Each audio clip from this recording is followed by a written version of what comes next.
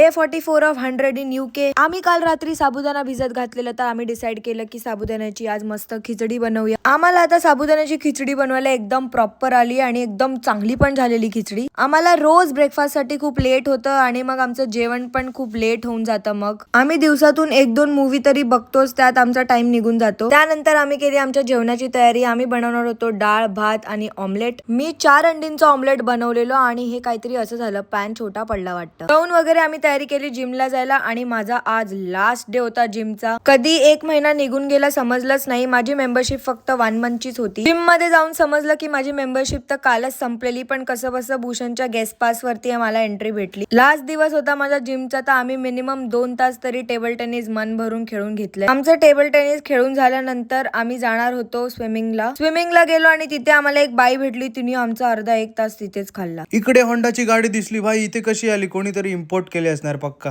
त्यानंतर आम्ही गेलेलो ग्रॉसरी शॉपिंगला. तिथे बघितलं तर बॉइल्ड अंडी, फक्त 2 बॉइल्ड अंडी 1 पाऊंडला. भाई साहब, रस्त्यात एक पेट शॉप होता, तिथे आम्हाला दिसला बिचारा रॅबिट, ह्याला बंद करून ठेवलेला केज मध्ये.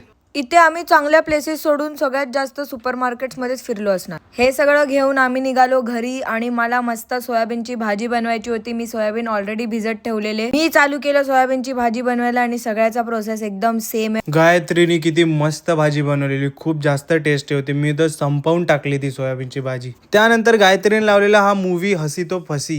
मला क्युरियोसिटी होती की कसं हसी तो फसी. गायत्री एवढी हसते पण कधीच फसत नाही. आणि भेटूया आता उद्याच्या रील मध्ये. तोपर्यंत bye, good night, take care.